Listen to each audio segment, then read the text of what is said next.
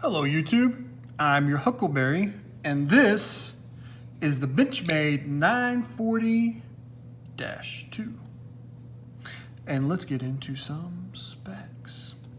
We're looking at 7.9 inches in overall length with a 3.4 inch blade. The blade thickness is going to come in at 0.12 right there. We do have an S30V blade in a reverse tanto style with a flat grind and a satin finish. It does have the G10 handles with the axis lock, and it is situated for left hand or right hand tip up carry. All right, let's get a weight on our AccuWeight scale of the Benchmade 940-2. We're looking at 2.6 ounces. 2.6 ounces. So a pretty nice lightweight option while still maintaining a pretty good blade length there. Let's do some size comparisons. Here it is against the Kershaw Leek. As you can see there, definitely longer than the Leek there in terms of blade length and overall length. Although the way that it feels in handle profile, because they're both pretty slim options. So, I mean, pretty similar in hand, or, you know, not pretty similar, but similar in hand. All right, let's compare it to our Spyderco sandwich with the Para 3 lightweight, and the PM2. So there you go. In terms of overall length, pretty similar to the PM2 in terms of overall length, as you can see there. Not far off. PM2 probably a little bit longer, but not far off. But in terms of just like the way that it feels in the hand, this is like a much thinner, easier to carry knife than the PM2. And there it is, you know, also against the Para 3. The Para 3 is going to be smaller, and the lightweight stuff is, it's probably going to be similar weight though to the lightweight version. But there you go. All right, and how about one more? How about against the Emerson A100? And there we go. There's something that's pretty similar in length. The Emerson is going to be a bit longer in terms of overall length and blade length, but you can see kind of a similar lines, right? Similar kind of look to it there. Kind of longer and thin, and there you go. Good old Emerson blade stick. Or lock stick, I should say. Anyway, okay, let's get into the review of the Benchmade 940-2. So the first pro is going to be what you saw there with the weight. It comes in at 2.6 ounces for a 3.4 inch blade. So that's really good. That's really good. It's a nice lightweight carry option. It's got a thin profile. So, you know, weight and size is the first pro. It's got a thin profile. It slips in and out of the pocket easily. You know, you're going to carry it and not notice that it's there. But you're still getting a good, decent blade length there at over 3 inches, 3.4 inches.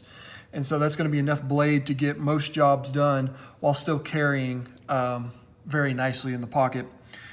This is the G10 version. That's what the Dash 2 is. The kind of standard 940, I guess you would say.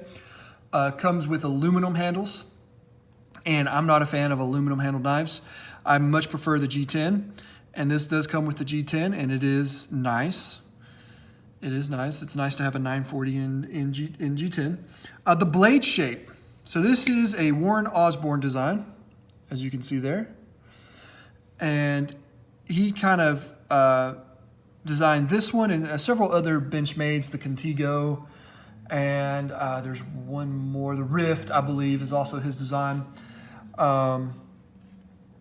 with this kind of reverse tanto, which gives it a nice strong tip, as you can see there.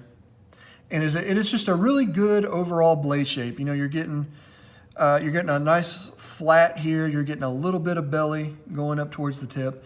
It's a nice, useful blade shape. It's a strong blade shape. And so that's very nice, is the blade shape there. This is a truly ambidextrous knife, as the axis lock tends to be, because you can flip that clip. That's not the original clip, by the way. My friend, Mr. Watkins, lent this in to me, and he put a bug out clip on there. So that's what that is. It's not the original clip that comes with it. But anyway, it does make for a nice carry, putting the bug out clip on there. But it is situated for left or right hand, and then with the axis lock, the axis lock is, of course, ambidextrous. And so it's a nice ambi-carry knife. The ergonomics, nice. It does have some nice ergonomics there. You would think that this is a bigger knife than what it actually is. Just I don't know if it's the way that it looks. It's the blade looks longer than actually 3.4 inches, and it just kind of looks like a bigger overall knife than what it is for whatever reason, just the design, I guess. But the ergonomics on it are great. The fit and finish is good. No sharp corners, no hot spots. Here it is in my extra large hand. You can see there, and it fits well. Definitely a 4-finger knife with room to spare there. And so the ergonomics on it, you know, you can kind of see you got a little bit of a swell there, which is nice. And it just feels good in hand. You can use this knife with little hand fatigue that I have found in my extra large hand. The green standoffs there, I really like that little pop of color, because you got kind of a standard black G10 satin finish blade knife, and then you got just a pop of color with the green G10, which I really like. And Benchmade does a good job with that, with little pops of color. The standard version, of course, has the green aluminum handles, and it has a purple backspacer. So Benchmade, they tend to do a good job. The Freak that I reviewed, the Benchmade Freak, had the red standoffs.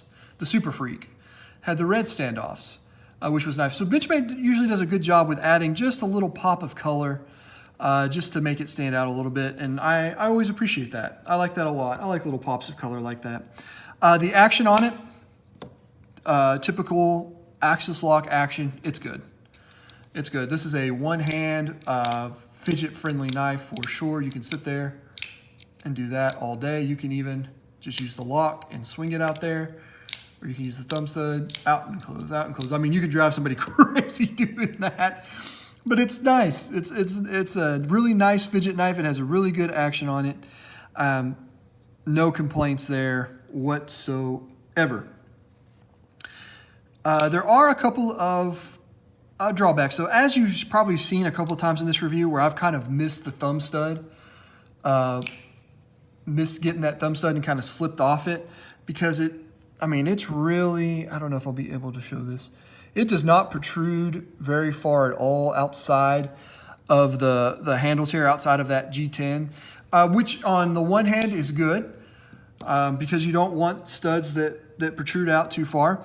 But what I think it could stand to have is a little bit more of a cutout right here, maybe kind of like on the Sabenza, where you got that cutout so you can really get up there under that stud and flip that blade out. That's just something that's nice there, you know, kind of the same thing on the 8015 here, where you got a nice deep cutout so that you can get under there and fling that blade out. So I think it's kind of missing that, and it kind of gets to where I miss it, you know, every once in a while. I miss the stud, and my thumb slips off there, and we have a misfire, so to speak. But also, there is kind of a lack of, there is some jimping right there, which is not super effective at all. It could also stand to have a little bit of jimping up here on the top of this blade. You see how the blade is thicker right here? And so it could really stand to use some jimping there. I think that would really, really help it. And this jimping could be more effective even. But definitely some jimping up on this blade. It is not a super slicey knife. It is just the grind of it or whatever has you. And this is kind of a known thing with 940s. They're not super slicey. They're kind of, I guess, more geared towards hard use, but they're lightweight. And so I would like to see just a better grind on that makes it a little slicier. Because it's just not, I don't know. It just doesn't slice well. And like I said, that's kind of a known issue with a 940. You know what you're getting into when you get a 940. And you're just not getting a slicey knife unless you have that bad boy reground. But I mean, those are really kind of small complaints. I mean, the jimping is definitely just kind of a small thing, and the missing of the thumb set's a small thing. The blade, because a knife is supposed to be slicey, in my opinion. So that's more than a small thing, but still, I mean, you know that going in. And so if you don't like that style of knife, then don't get the 940. But this is an EDC classic. You know, this is part of the knife community, the EDC community.